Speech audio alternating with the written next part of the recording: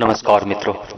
और सबसे पहले तो अमेजिंग द्वारका जो आप लोगों ने सब्सक्राइब नहीं किया है तो आप पहले तो सब्सक्राइब कर लीजिए, लाइक कर लीजिए, क्योंकि हम लोग एक पूरा प्रयत्न करना चाहते हैं कि द्वारिका के बारे में सारी जानकारी आपके पास पहुंचाई जाए। और लोगों ने द्वारका के बारे में बहुत सारी बातें अच्छे से वर्णन की है, तो हम लोग भी ये चाहते हैं कि द्वारिका कैसी है अभी, और किस तरह से द्वारिका का जो महत्व है दिन ब दिन उसका महत्व बढ़ता जा रहा है। तो द्वारका के बारे में, द्वारकाधीश मंदिर के बारे में सारी जानकारी ये अमेजिंग द्वारका के अंदर में आपको पूरा प्रयत्न करेंगे कि हम आपको उसके बारे में जानकारी दें, बताएं। तो आप सब्सक्राइब करें अमेजिंग द्वारका को। और सबसे पहले आप सब लोग स्वस्थ हो, और भगवान द्वारकाधीश से प्रार्थना है कि आप सब स्वस्थ रहें भी।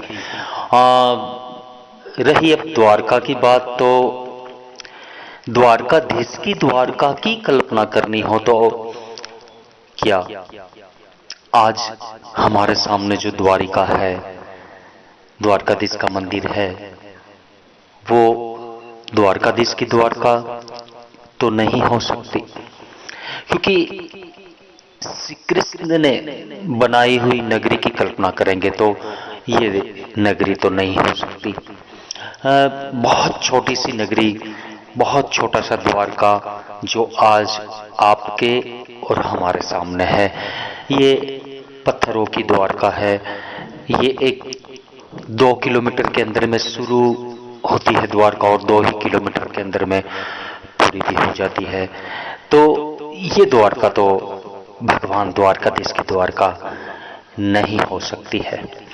हाँ, द्वारकाधीश की द्वारका की कल्पना करनी हो तो आज आप लोगों को, मेरा तो अंदाजा यह है कि उत्तर प्रदेश जितने क्षेत्रफल को आपकी कल्पनाओं में लाना पड़ेगा। बहुत बड़ी द्वारका, यानी मेरे कहने का जो तात्पर्य है, विशाल द्वारका, भव्य द्वारका और दिव्य द्वारका, उसी को द्वारकाधीश की द्वारका बोलते हैं। तो वो द्वारिका कितनी बड़ी होगी, आज मैं आपको छोटी सी बात बताना चाहता हूं कि भारत देश की राजधानी दिल्ली है, उससे पहले कलकत्ता थी, तो भी आज भारत देश की राजधानी इतनी बड़ी दिल्ली या कलकत्ता पहले थी, इतना हो सकता है। तो उस समय द्वापर युग में द्वारकाधीश की द्वारका की कल्पना आपको करना है, कितनी बड़ी होगी। भगवान श्री कृष्ण की नगरी की आपको कल्पना करनी है कि वो नगरी कितनी बड़ी होगी। आप ऐसा ही समझ सकते हैं कि भगवान द्वारकाधीश की द्वारका में ही नारायणी सेना तैयार हुई है।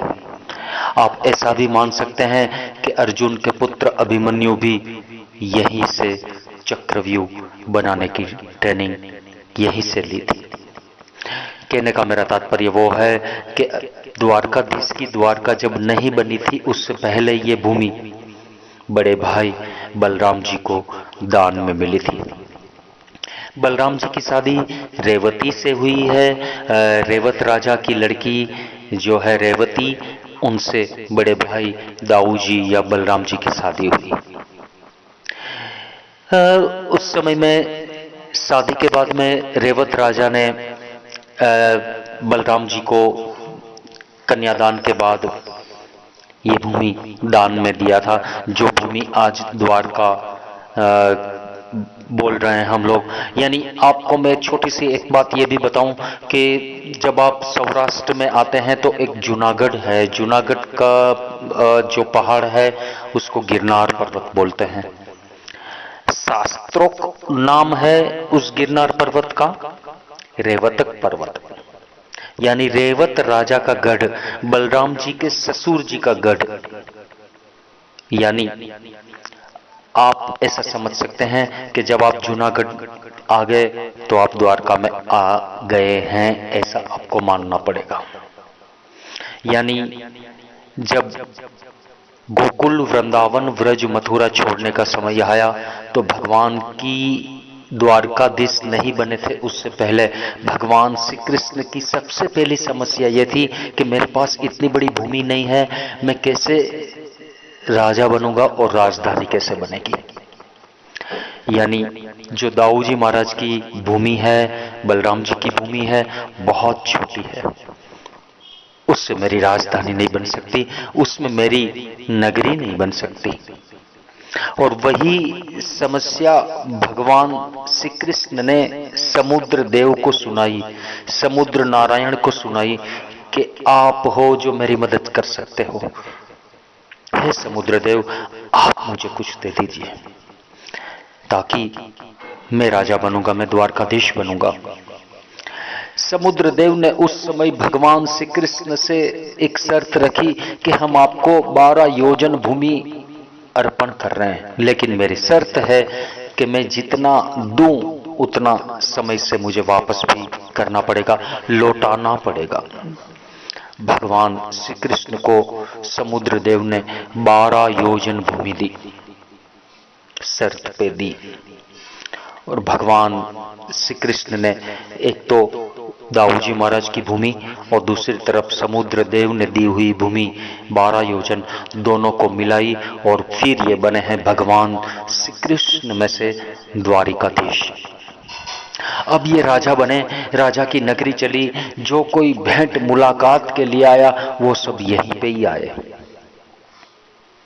कहने का मेरा तात्पर्य वो है कि आज जो हमारे सामने द्वारका है वो एक छोटी सी द्वारका है, और आप उस समय की अगर द्वारका की बात करेंगे तो मैं छोटा सा आपको हिंट दे दूं कि अगर आप गोमती द्वारका से आगे 30 किलोमीटर और जाएंगे तो ओखा पड़ता है, और ओखा से फिर नाव में बैठ के जाएंगे तो बेट द्वारका पड़ता है।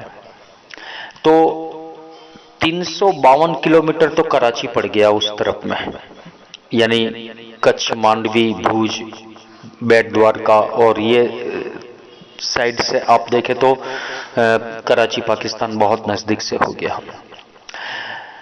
द्वारिका जहां आज है, नगरी आज जहां है, उसी द्वारिका नगरी समुद्र किनारे के पास है। यानी समुद्र किनारे की उस तरफ में आप देखेंगे, वो किनारे पे आप देखेंगे तो पूरा अरब कंट्री आ जाता है। यानी Yemen, Oman, Abu Dhabi, मस्कत, Dubai, ये सारी अरब कंट्री है, वो सारी उस तरफ में है। मेरा तो यहां तक मानना है कि 7,000 बरस पहले या 9,000 बरस पहले या 10,000 बरस पहले जो समुद्र आज इतना द्वारिका के नजदीक है, तो 10,000 बरस पहले वो समुद्र बहुत पीछे हुआ होता था। क्योंकि आज मेरी उम्र आप कहें तो 50 बरस, मैं जब 10 बरस का था तो समुद्र में खेलने के लिए मुझे बहुत दूर तक जाना पड़ता था। वो 40 साल के अंदर में आज वो समुद्र गांव, द्वारका गांव के अंदर आ चुका है। तो इसका मतलब यह है कि अगर 9,000 बरस पहले वो समुद्र कितने पीछे होगा। कहने का तात्पर्य मेरा वो है कि द्वारकाधीश की द्वारका की कल्पना इसलिए मैंने कहा था कि आज के उत्तर प्रदेश जितने क्षेत्रफल को मिलाएंगे तब भी कम पड़ेगी। जितना भी अरब कंट्री है या जो भी है, मैं भी उसी को द्वारका मानता हूं आज भी। हाँ, समुद्र का किनारा था लेकिन बहुत नजदीक था, और सारी ये आप जो नगरी देख रहे हैं, हम में से तो अभी अलग हुआ, पाकिस्तान हो, चाहे नेपाल हो, बर्मा हो, ये सारी चीजें अभी अभी, श्रीलंका हो, अभी अभी हमसे अलग हुए हैं आपके बाप दादाओं के सामने।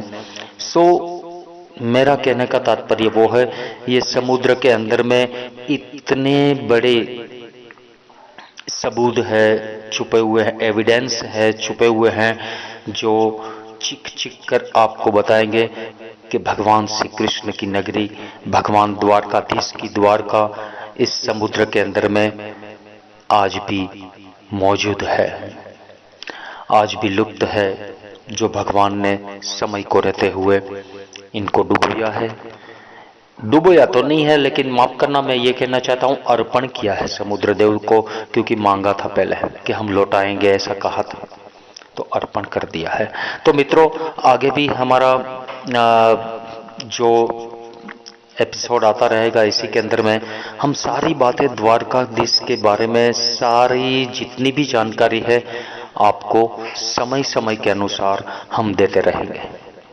बस आप जुड़ जाइए और सारी बातें आपको मिलती रहेगी। आज द्वारका कैसी है, द्वारका नगरी कैसी है, और हम कल्पना ही कर सकते हैं। हाँ, मैं जरूर कहना चाहूंगा कि इस द्वारका के अंदर में द्वारकाधीश के बारे में संतों ने, महंतों ने, ऋषियों ने, श्रद्धालुओं ने, कथाकारों ने और बहुत सारे कवियों ने, बहुत सारे चारणों ने, गढ़वियों ने अपनी कल्पना, अपनी जो भी भक्ति है और उस भक्ति से द्वारकाधीश की द्वारका को पहचाना है, उजागर किया है उनको।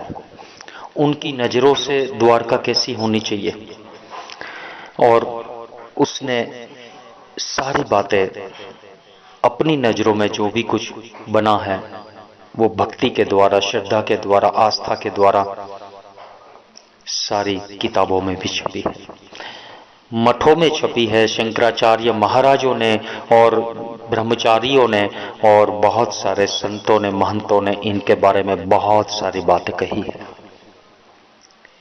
भाव है, भक्ति है, और भक्तों की जब भक्ति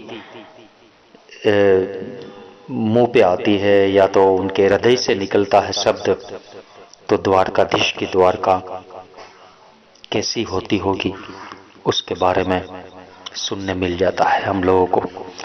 फिर भी अमेजिंग द्वारका के साथ जुड़े रहिए, आपके साथ हम जुड़े रहेंगे, और जितना बन सके इतना आप लोगों को द्वारकाधीश की द्वारका और अभी की जो द्वारका है उसके बारे में आपको जानकारी देते रहेंगे।